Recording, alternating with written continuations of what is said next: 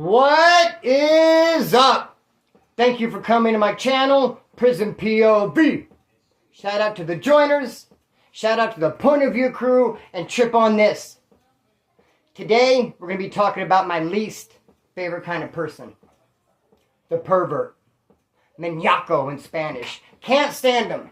Can't stand a grotesque individual that cannot keep their hands to themselves and they violate boundaries in a major way. Today we're talking about that dude, Danny Masterson. If you recognize the name, he was that actor who played on that 70's show. Ugly ass actor, but ugly. Now, over the years, conversations have arisen where people who I'm around will discuss the attractiveness of some dude, or the lack thereof. This dude's ugly, this dude's not ugly, and I cannot chime in with those kind of conversations because I cannot judge another male when it comes to appearance. However, there's an exception to every rule, and I say right now, Danny, from that 70's show, Danny Masterson, is butt-ass ugly. With his red curly hair, and his pale skin, and he's even uglier on the inside. Gross, if you ask me. Now, this dude was convicted of essaying 2 women. If you're picking up what I'm putting down. He did an essay on 2 women, and he got 30 years. Now, there were more victims. 5, 6, 7. Several women came forward and said that this POS couldn't keep his hands to himself. But they just stuck with 2 of the cases, and that's often how it is when you go to court. You may have 5, 6, 7 crimes. They'll plea bargain some of them out. Maybe some of Danny's victims, the statute of limitations ran up. Maybe their stories weren't really strong enough to bring in front of a jury, although they're believable, cannot prove it beyond reasonable doubt. Whatever the case may be, this creep got convicted of 2 essays and got 30 years. And so right now, this video is not talking about how ugly this guy is. No, I can make a whole video on that, though. We're not talking about his crimes, because I'm done talking about his crimes, because I can't even discuss what these weirdos do with their spare time. I can't even think about, I don't want to read about the details of what these creeps do, homeboy, in the dark. But I think we've laid enough of a foundation. I think we're able to digest that this is a weirdo we're dealing with. He's a pervert. He couldn't keep his hand to himself, and he picked up 30 years in prison for it. Good! I don't like to see people go to prison, homeboy. But when it's something like this, yes, put him in there, throw away the key. Because I know how miserable it is in there. And that fool deserves to be miserable. Hey, I'm a survivor myself. I'm an essay survivor my damn self. So I say, hang him high! What's his life going to be like? Now, I don't know what it's like for him in LA County Jail. That's his county he got arrested in. I don't know what it's like there. I've never been there. But it's more than likely that he's in complete isolation. High-profile case, high-profile dude, and it's just not worth it to them, to the institution, to try to throw him in GP. Because someone will try to make a name for himself, like the dude who killed Jeffrey Dahmer. Now, that might be possible also in Reception, also Mainline. They don't care. The county jail will care a little bit more about something like that. They have a little bit more room, and they can isolate him. No one can look at him or talk to him. If he was in Kern County Jail, if he was in Bakersfield, El Lerdo, he would be isolated. He'd be in Max Mead, single man cell, on one of those tiers of Max Mead with a yellow band. High profile. No one can look at him. No one can talk to him. So that's more than likely his reality. Complete isolation. However, when he gets to Wasco Reception, he hits B-Yard. Because that's where he's going. B-Yard is PC. And this POS is without a doubt going to be PC, protected custody, because of his crimes. They can never let him in general population. He wouldn't make it a day. So he's going to go to B-Yard. B-Yard. And he's probably going to have problems immediately. Because one thing that Wasco Reception doesn't do is separate the movie stars from the normal people. They don't separate the ultra-rich from the normal broke people. Everyone thrown in there together. So he will not be separated based on his high profile like he was in county jail. Oh no, going to throw him in there with everybody. Another thing they do not differentiate in Wasco State Prison, they will not separate when it comes to PC those who are there because they cannot keep their hands to themselves. They're a gross pervert. They will not separate them from the dudes who are PC because they're high-powered gang dropouts. So you had the creeps, the maniacos, running around with the high-powered gang dropouts. And more often than not, they do not see eye to eye. They don't see eye to eye. Just like I know you know the story of Jamie Asuna. The guy from Bakersfield with all the tattoos on his face.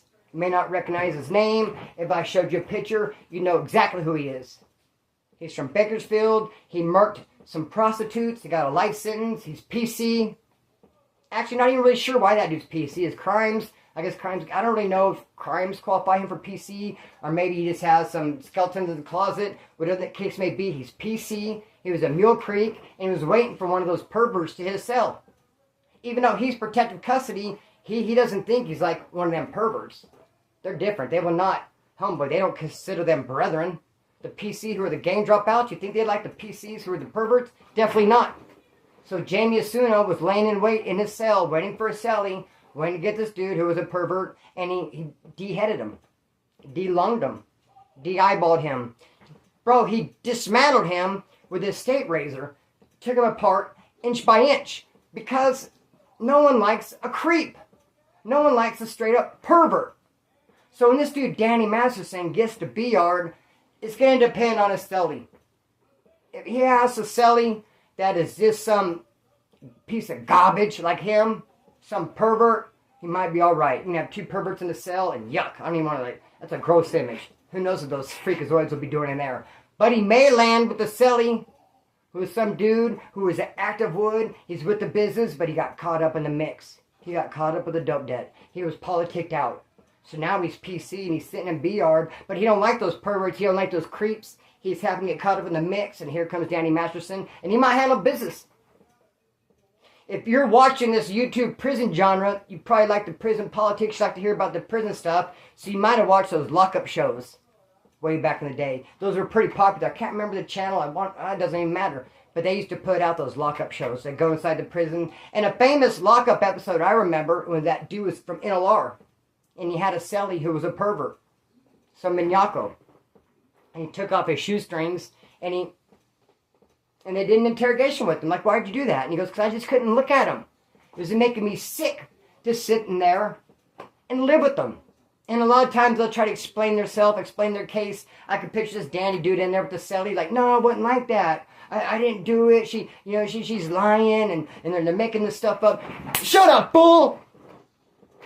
Son probably ain't gonna want to hear it, bro. It's gonna depend on his cellie, how his time, and Wasco reception goes.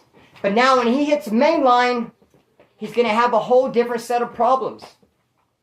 See, Wasco is gonna have to worry about the violence. Because he's going to be stuck in a cell all day.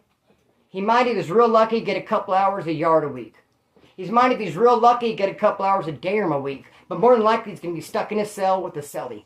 And if he has some fool that hates perverts he's stuck in there with, who knows what could happen. Probably eat at that dude's conscience. Can I really live with this dude and not handle it? Can I live with this dude and not handle it? Everyone knows what he did. Now I look like a lame because I'm living with him. Who knows what could handle? Who knows what could happen to him? He's going to have, Danny Masterson, better hope he gets a punk for a cellie, is all I got to say. If he gets anyone with any kind of heart, he's done. Now, when he gets to Mainline, a whole different set of problems. He's going to have to worry about extortion, not violence. And I know exactly what prison he's going to go to. He's going to go to CMC East. CMC East. It's at Pismo Beach, San Luis Obispo. It's got perfect weather, that beach weather. And historically, for eons now, that's where they always send the cops, the dirty judges, and the movie stars. And the HIV victims. CMC East gets all those kind of creeps. There's not a doubt in my mind that Danny Masterson is not going to go to CMC East. I know it. That's where he's going to go. Now, when he gets there, everyone's going to know he has money. And they're going to want it. So they're going to start jamming him up for extortion. Because on every yard, it doesn't matter how PC, how many punks, bitches, and snitchers are there. You're going to have a couple dudes who think they're all that. Some 2-5er, some prison gang guy, some bully. Someone who's at the top of the chain, apex predator. On a yard just full of this lames and chomos and maniacos.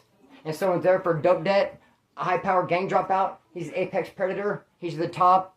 He's going to be extorting. He's going to want that money. Like I said, even if Danny Masterson gets to CMC East and he gets in a cell of their D-Quad, and the cell he has money, he's gonna want more. They're gonna know this Danny dude is soft as cotton. They're gonna extort him. And bro, just like I called it with the money sign Suede. Money sign Suede. I did a video on that guy.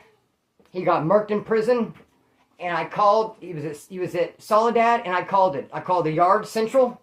I said I knew it happened on Central Yard. All they put out was money sign Suede got killed in prison, Soledad.